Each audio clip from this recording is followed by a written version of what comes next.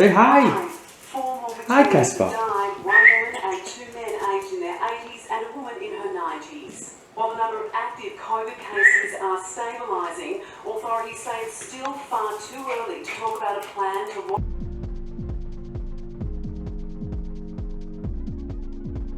The power chat, the quick review of that. So that was really good, really good, really well.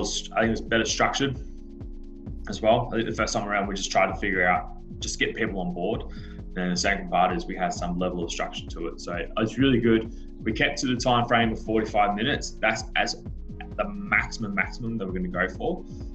We just want to make sure that we got the level of engagement.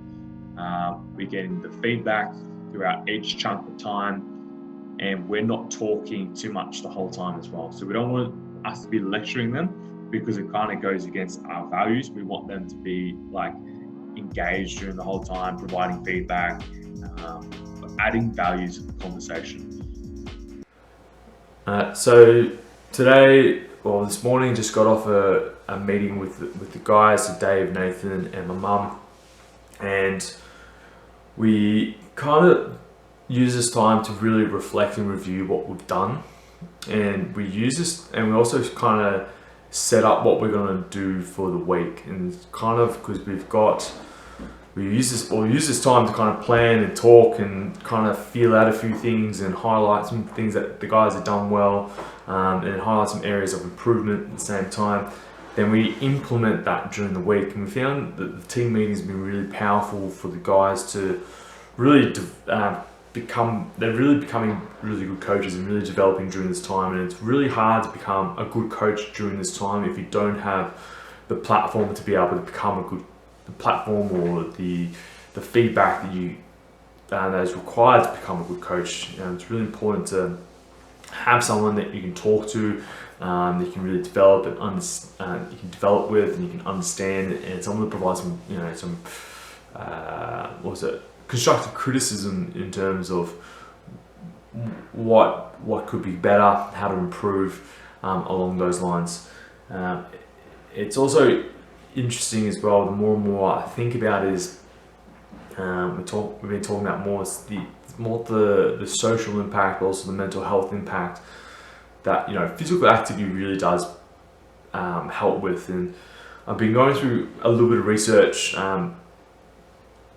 so far, and there's really a big push for resistance training. There's a lot of research going back 10, 15, 20 years that really emphasizes the implementation of resistance training for mental health. But that's even with or without actual interventional treatment.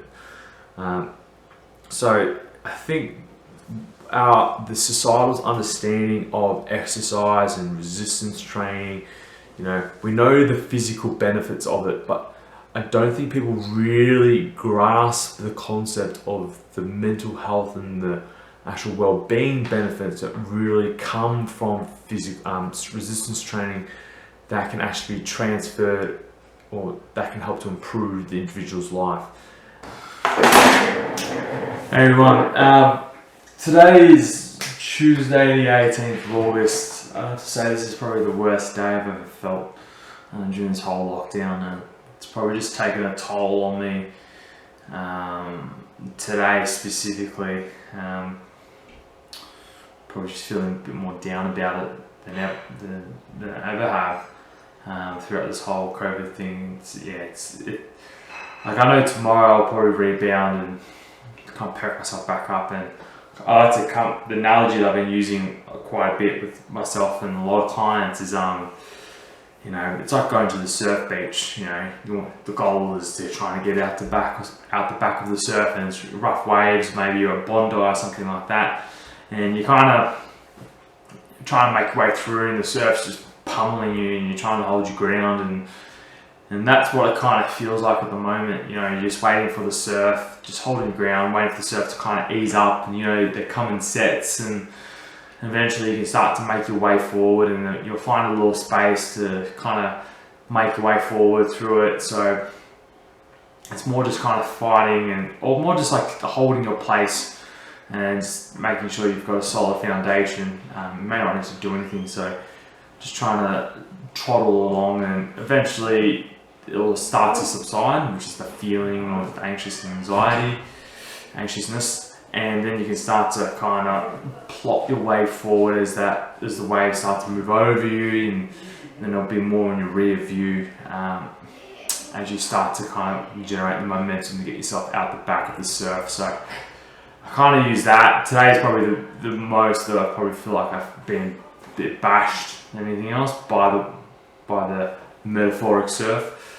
And it's literally, it's hard at the moment. You create so many things, you try and do so much, and it's like, how much do you have to sow before you reap? And during this time, it is taking a little bit of a mental toll on me, and today's probably one of those. And I've been probably working 7 days, probably doesn't help exactly, but I enjoy the work for what I do. But I think today's just the emotion and just the amount of news, and just probably gravitated too much towards the news in the last couple of days. So I think it might be time to try and ease back and focus on something that might be a bit more meaningful, or provide a bit more purpose than anything else in the next couple of days. So you probably see my mood might change in the next couple of days.